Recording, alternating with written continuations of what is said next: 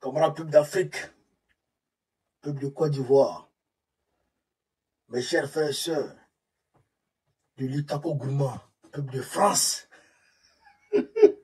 frère, Macron a dissous l'Assemblée nationale. Il a dissous l'Assemblée nationale. Nous exigeons ici très rapidement le retour à l'ordre constitutionnel. Parce qu'on ne peut pas se permettre de dissoudre l'Assemblée nationale d'un pays comme ça. Mais comment? Hein? Tu es là comme ça? Parce que Marine Le Pen t'a giflé. Ouais, Marine Le Pen t'a giflé. Tu te fâches. Et puis tu t'en dissous l'Assemblée nationale. Comment? Et remets ça tout de suite. On va voir clair dedans. Chers camarades d'Afrique. Allez où je parle, Macron est vertigé. Il est vertigé. Allez là. Nous exigeons le retour à l'ordre constitutionnel très rapidement. Il faut mettre en place l'Assemblée nationale rapide. C'est quoi tout ça? Et que Marine Le Pen est sortie dans le dos. Elle est sortie dans le dos, frère. Allez là. Politique est devenu trop doux. La géopolitique est devenue trop doux. Au même moment, 300 militaires, 300 soldats américains, les vagabonds du désert, il y a 300 qui ont quitté Niamey. 300 ont quitté Niamey. On ne sait pas où ils sont allés. En tout cas, ils ont quitté Niamey. Mais nous, on ne sait pas où ils sont partis. On ne sait pas où ils sont partis, chers camarades d'Afrique. On cherche leur destination, mais on ne sait pas en tout cas où ils sont partis. Est-ce qu'ils sont partis en Côte d'Ivoire? Est-ce qu'ils sont partis à Abidjan? Est-ce qu'ils sont partis au Niger? Pardon, au Bénin? Qui sait? Personne. Au même moment, nous apprenons, chers camarades d'Afrique, que des Nigériens ont été pris en otage par Patrice Talon. Oh! Non, Patrice Talon, il a mal à la tête. Comment? Il a pris les gens en otage comme ça? Ça, il faut qu'on revoie ça. Il faut qu'on essaie de voir tout ça. Au même moment encore, chers camarades d'Afrique, nous appelons. Pourquoi toi tu disparais toujours là?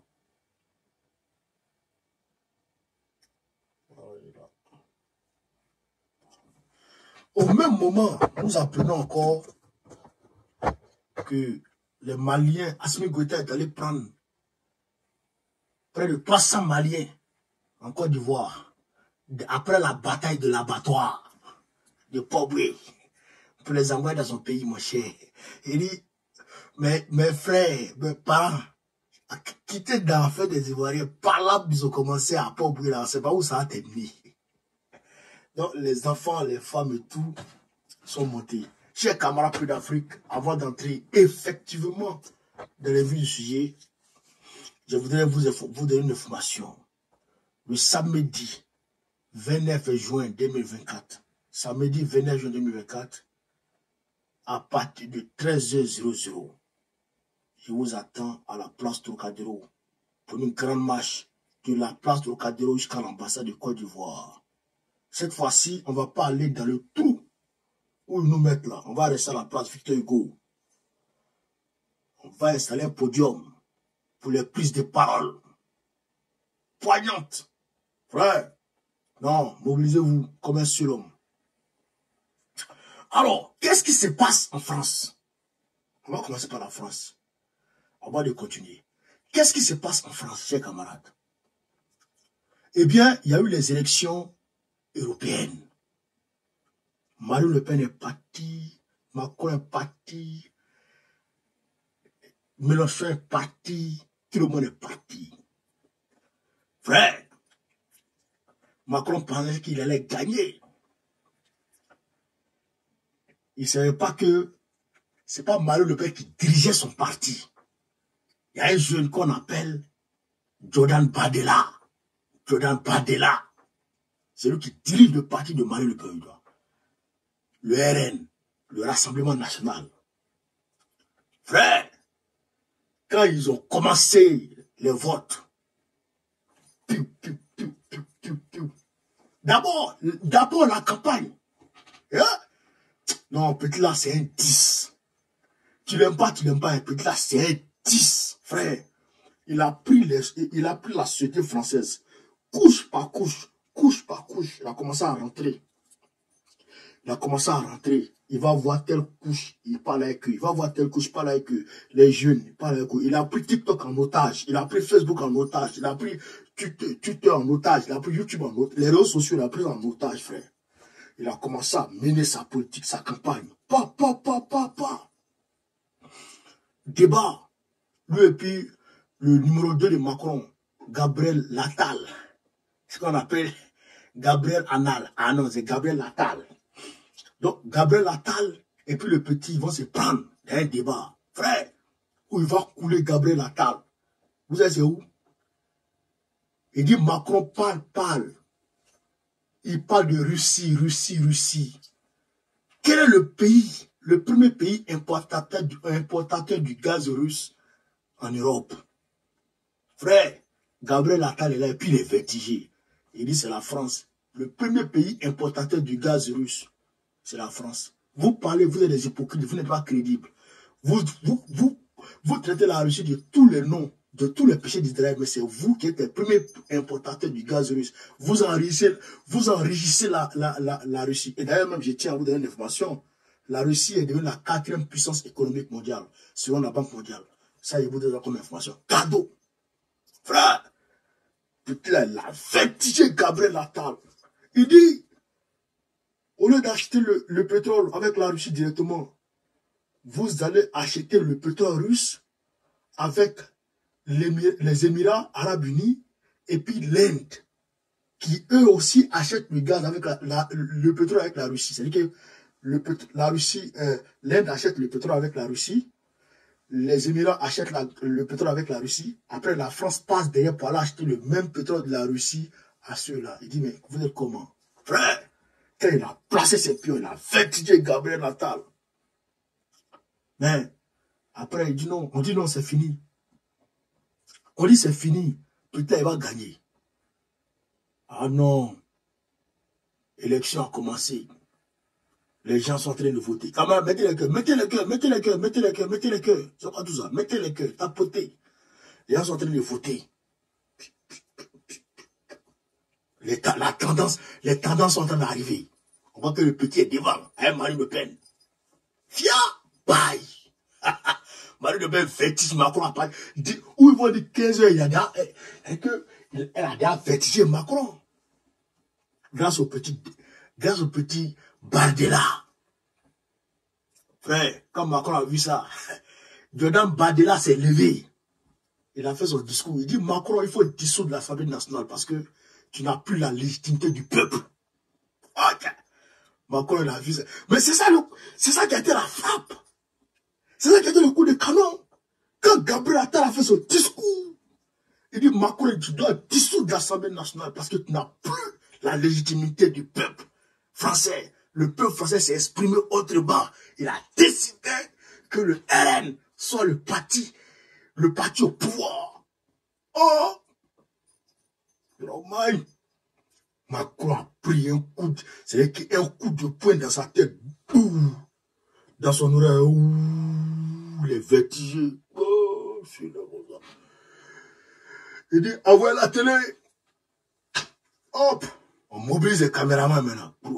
Et puis les caméramans avaient ses calades. Monsieur le Président, tu dis quoi? Il dit, attendez d'abord.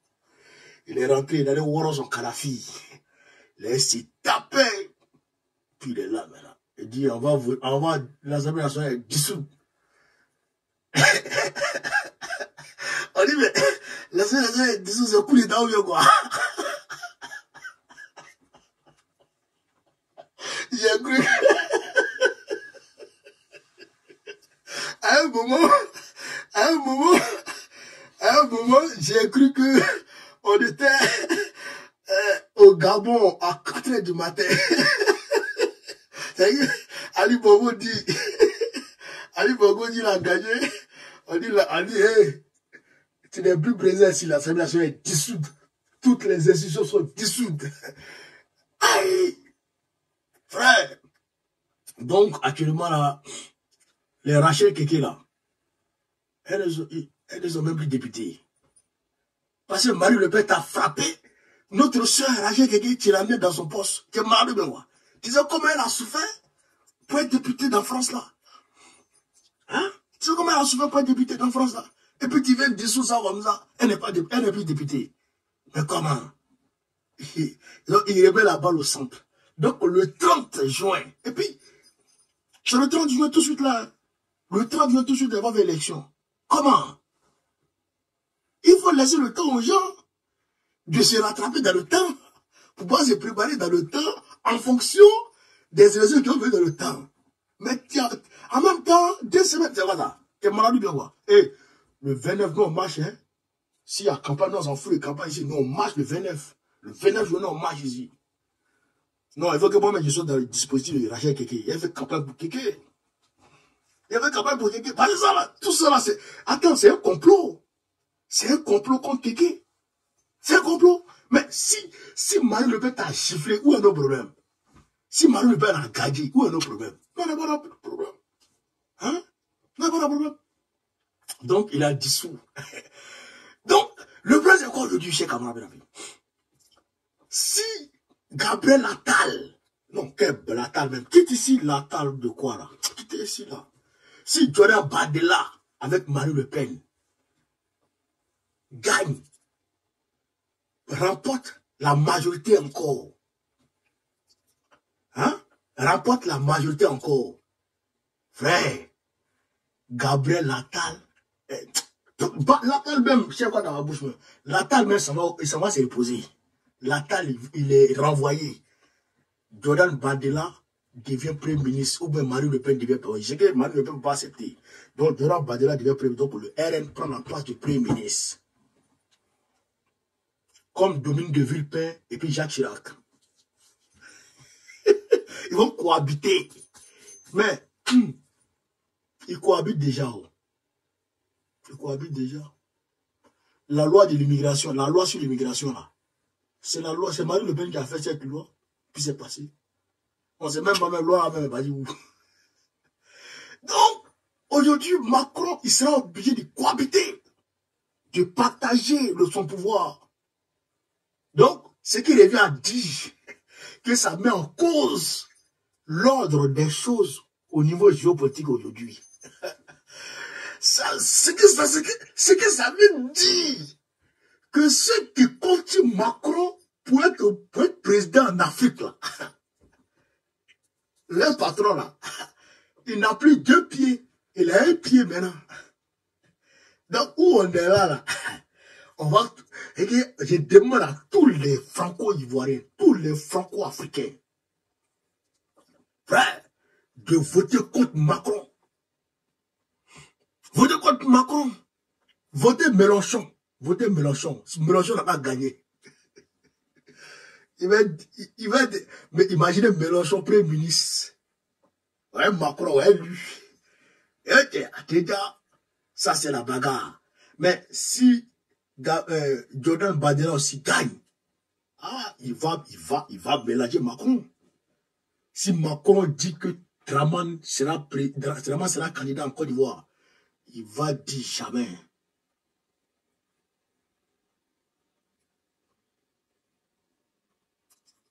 Vous comprenez ça? Vous comprenez ça?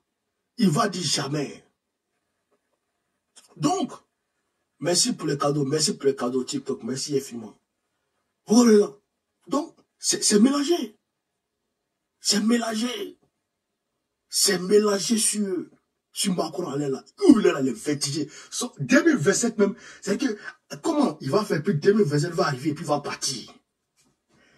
2027 même, d'accord, il va partir. Il ne comprend plus rien. Il ne comprend plus rien. Mais au même moment, j'ai un camarade d'Afrique, outre-Atlantique.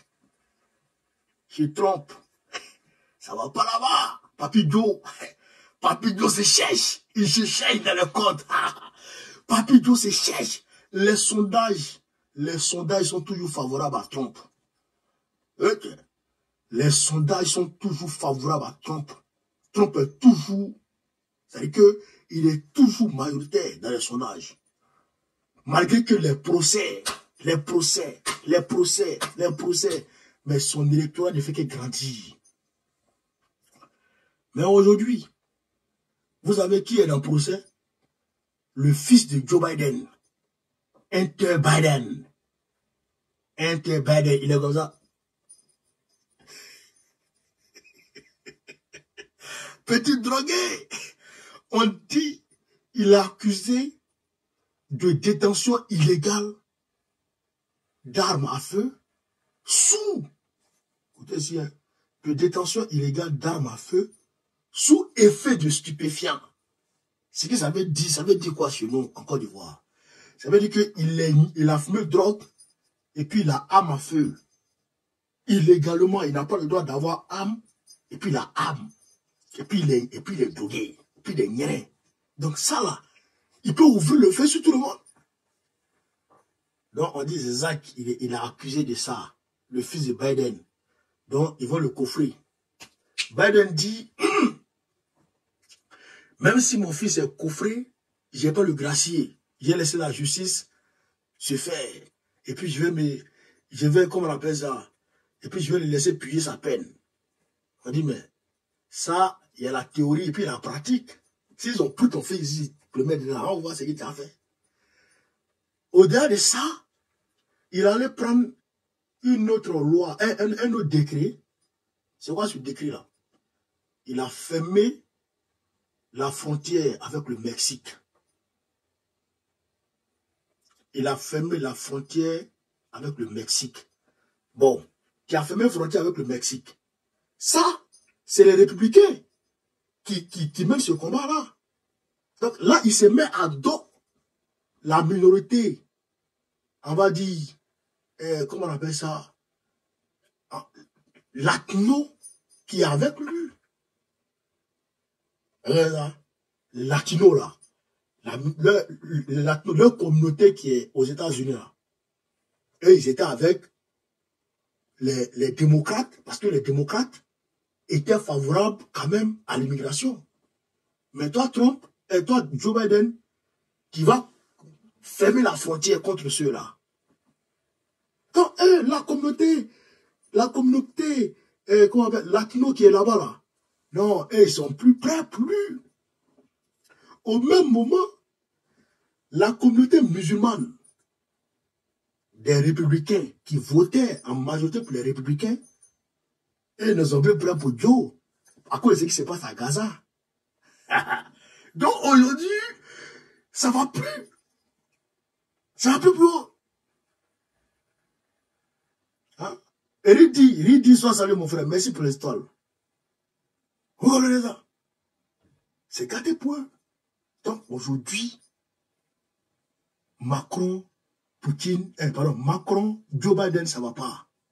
Maintenant, chers camarades d'Afrique, toujours dans la l'actualité internationale. Ah oh là, on est dans la l'actualité internationale. Macron avait dit qu'il allait envoyer les instructeurs en Russie. Il a demandé une coalition d'instructeurs pour aller former les Ukrainiens. Et là, il a demandé. Il est là, il a dit. Son ministre des Armées, Sébastien Lecornu. Sébastien Lecornu. Comment quelqu'un peut s'appeler Cornu? Cornu. Un homme qui s'appelle Cornu. Cornu et puis nu dessus. Il dit que les instructeurs ne vont plus aller en Ukraine, mais c'est les Ukrainiens qui vont venir trouver les instructeurs ici. Et ils seront formés. Il dit, mais c'est pas ce que vous avez dit. C'est parce que Poutine a dit que s'il croise un, il le tue. Donc vous avez eu peur. Et puis au-delà de ça, qu'est-ce qu'ils disent? Ils disent, les Mirage 2000-5 que la France va donner à l'Ukraine, c'est non seulement dans peut-être 6 à 12 mois, mais c'est 5 seulement ils vont donner à l'Ukraine. Bon, la Russie dit, mais si c'est 5, on va les casser. Donc, le petit Macron, il est traumatisé à tous les niveaux. Il parle parce qu'il faut parler. Et ça va pas, hein. Macron, ça va pas, hein. Quelqu'un qui a dit en 2002, je pense, non, 2002 ou 2003, là, il dit il déprime. Il dit, lui, il a fait une dépression.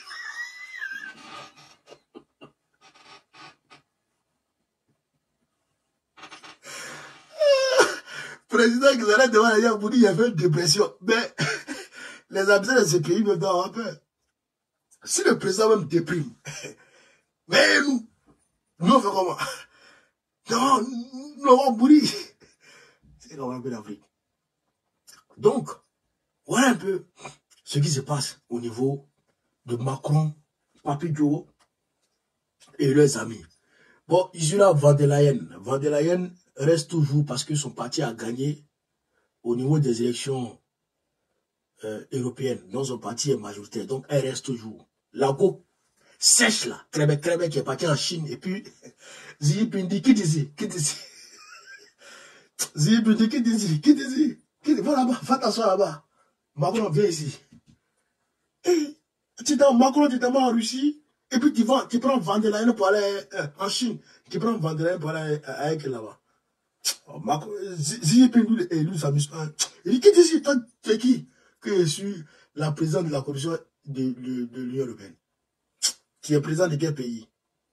Elle dit non, il dit quitte ici, quitte, va là-bas. On parle de président, là, quitte ici, là. Donc, Zibi, c'est un 10. Avant un peu d'Afrique. Quand on a dit ça, on va descendre maintenant de la tête africaine. Mais, le Bénin a pris, je crois, 5 travailleurs. Merci, Deo Fala. Merci pour les cadeaux. 5 Nigériens en otage. Patrice Talon. Il a pris 5 Nigériens en otage. Par rapport à quoi? Par rapport au projet de pétrole qui relie le Niger au Bénin et la Chine. C'est les Chinois qui ont financé le projet. C'est les Chinois qui ont mis en place les pipelines jusqu'au Bénin, les éléoducs jusqu'au Bénin. Donc, les navires chinois devraient arriver pour venir. Le même Talon avait dit que, en raison de la fermeture des frontières, de la frontière entre le Niger et le Bénin, que les navires, comment ils s'appellent, les navires chinois ne pouvaient pas venir récupérer le pétrole au niveau du port de Cotonou.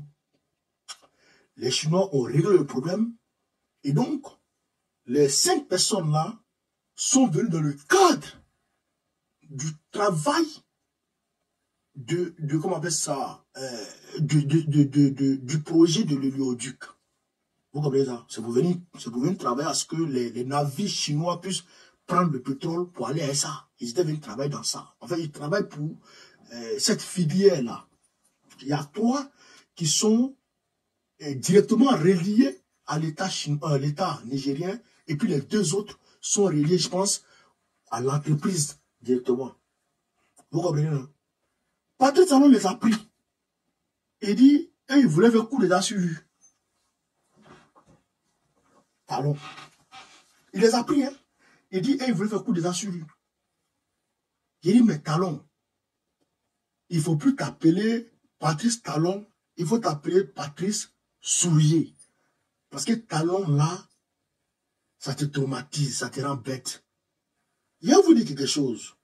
Une information confidentielle qu'il a reçue de la part d'un ami au Bénin. Il dit, un jour, Talon a pris tous ses gars. Il a pris tous ses gars, il les a envoyés, ses généraux, il les a envoyés dans un coin. Et puis, il leur a demandé qu'on dit, vous voulez faire coup d'état sur moi. Il dit, on dit, vous voulez faire coup d'état sur moi. Si vous voulez faire coup d'état là, mais vous avez quoi, il parle là. Si vous voulez faire coup d'état là, mais c'est vous qui allez perdre. Ça sera un recul de la démocratie. Si vous voulez faire, mais voilà. Il a bavardé, radoté et tout.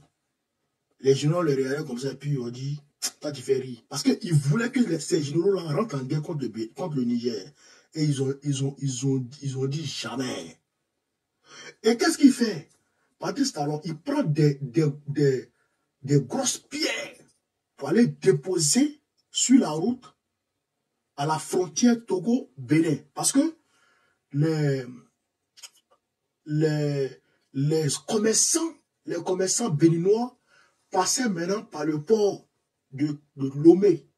Passaient par le port de Lomé pour faire entrer les marchandises et tout. Parce que le port ne fonctionnait plus, etc. Donc, il allait fermer ça pour empêcher justement ces gens-là de faire le transit. Le même Talon que tu vois là. Il est insolent. Il est imbu de sa personne. Il est malheureux. Mais là, il est en train de, selon moi, inciter le Niger à rentrer en guerre contre le Bénin afin qu'il appelle la France, conformément à l'accord de sécurité qui existe entre la France et puis le Bénin, à soutenir le Bénin à aller contre le Niger. Et d'ailleurs, même, il peut faire appel à l'article 50, l'article 50 et 52 ou 54 de la Charte des Nations Unies en matière de sécurité. Article qui permet à un pays tiers de faire appel à une puissance étrangère, une puissance militaire, de venir l'aider quand il sent qu'il est agressé par un pays étranger.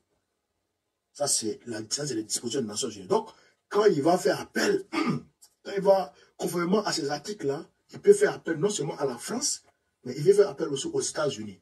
Or qu'aujourd'hui, vous savez qu'entre le Bénin, entre le Niger et les États-Unis, le torchon brûle. Même si ça ne brûle pas de se brûler, mais quand même, c'est pas l'amour parfait. Comprenez? Les militaires, il y a 300 soldats américains qui ont foutu le camp du Niger aujourd'hui. Vous comprenez ça? Non, je crois le 7 et le 8 juin. Ils ont quitté le Niger.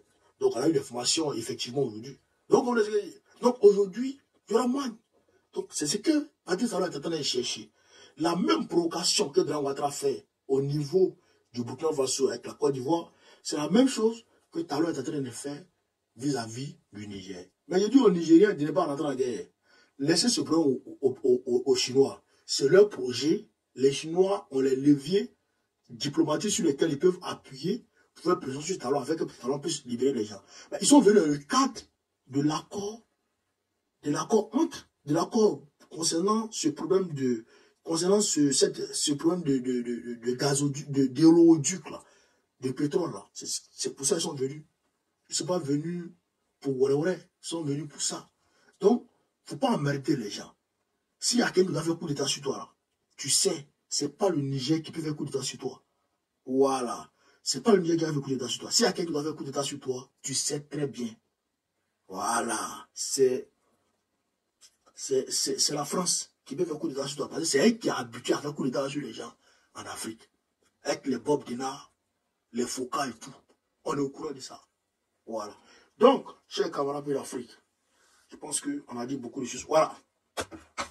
Les Maliens qui sont en Côte d'Ivoire, qui étaient à l'abattoir, qui exerçaient là-bas en tant que boucher et tout, vous savez, quand il y a eu le déguerpissement sauvage, digne d'un film de terroriste, eh bien, ces gens-là se sont retrouvés dans des situations de désarroi total.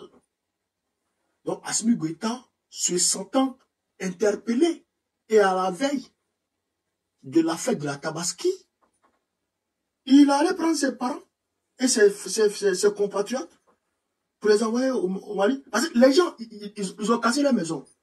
Ils sont dehors. Et on sait pertinemment que là, à l'abattoir, là, il y a beaucoup de Maliens là-bas. Donc, pour ne pas laisser ses parents dans le désarroi, et ça veut dire quoi? Ça veut dire qu'aujourd'hui, le monde entier est au courant que Assimi Ouattara est en train de mener une guerre contre la population ivoirienne.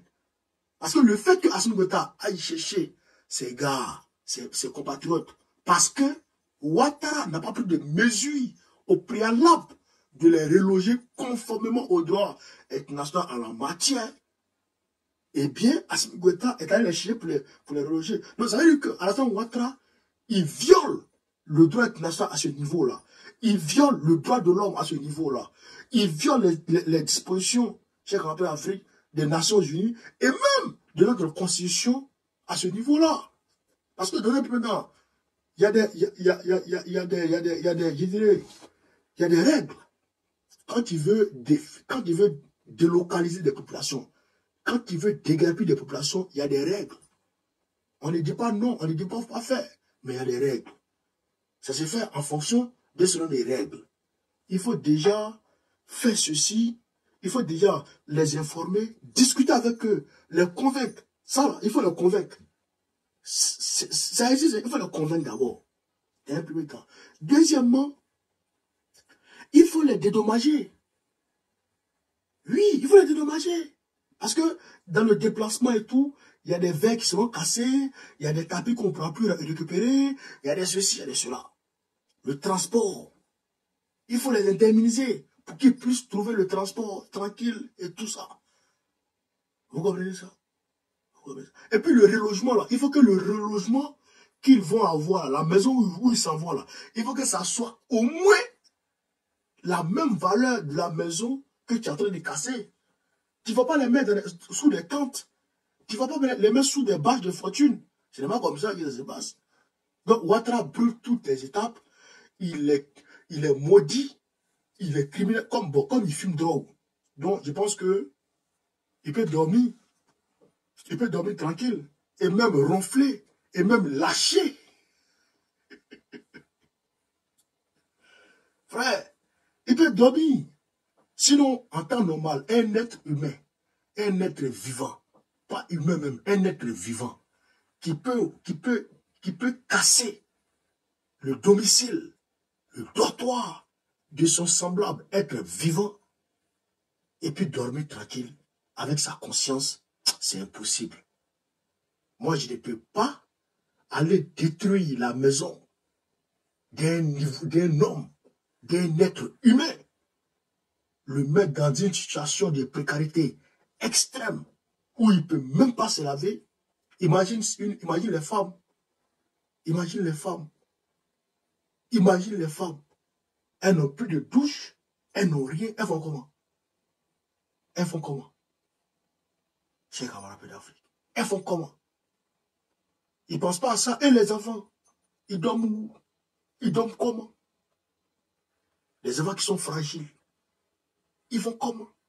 Les vieillards, les personnes âgées, elles font comment?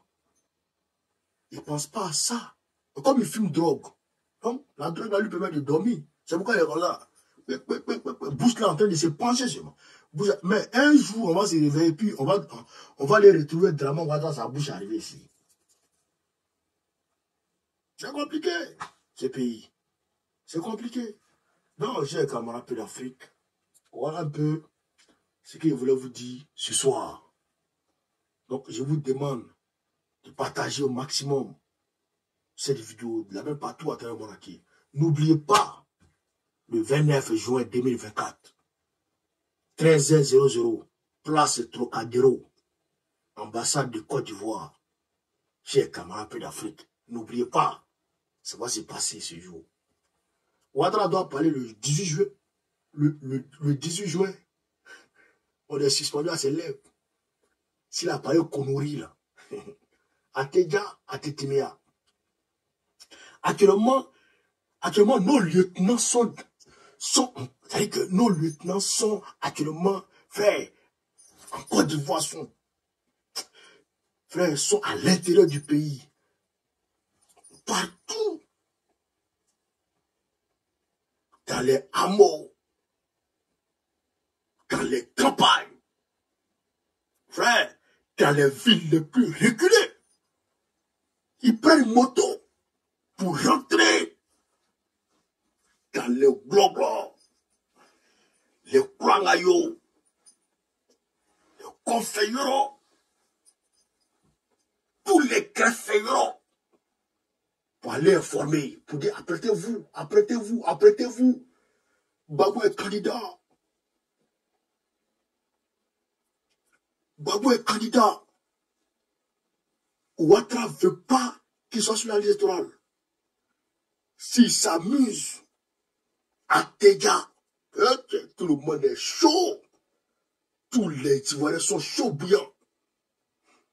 Donc, on est suspendu à ses lèvres. Une phrase pour décrisper la situation en Côte d'Ivoire. Une phrase. Au lieu d'aller voter les lois à la con, un vieux fou, au lieu d'aller prendre les lois bêtes là, tu ferais mieux en fonction de ton âge, au regard de ton âge, 82 ans, né vers 1er janvier 1930, né vers. Tu n'as pas honte, on ne connaît même pas ton âge. Toi seul, toi, acte de naissance. Tu es né 3 fois même quoi. Même Jésus maintenant.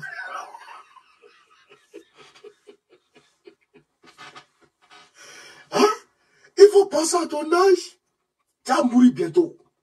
Il y a tes cheveux en train de finir. Tu mets Yomo dedans. Yomo dans les cheveux. Tu n'as pas honte. Tu n'as pas honte. Même nous, monsieur, les cheveux blancs, on laisse. Tu n'as pas honte. Hein?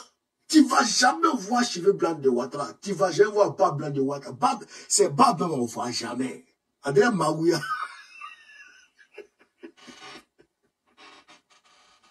Hein? André Magouya. Mais, avec ton âge là, il faut décrisper la situation qui est ici. Je décide de prendre une loi d'amnistie pour amnistier Gbagbo Laurent. Et puis c'est fini. Et puis on t'a applaudi, bra. Et puis c'est fini. Mais tu n'es pas fait ça, tu t'en prends loi. Oh, viens la bête, hein. Viens la bête, hein. Il prend loi. Quand on condamne ton frère et que à une somme d'amende, on condamne ton frère à une amende, il doit payer une amende. Et puis, toi, qui t'as demandé aux gens, aidez-moi à payer l'amende de mon frère. Toi encore, tu es condamné. C'est quelle folie ça? C'est quelle folie ça? C'est quelle folie ça? Ça, c'est loin de drama qu'il a à te prendre. C'est quelle folie ça? Hein? Ton frère est condamné. Tu dis, pourquoi vous l'avez condamné? Il ne est pas d'accord. Toi, tu es condamné.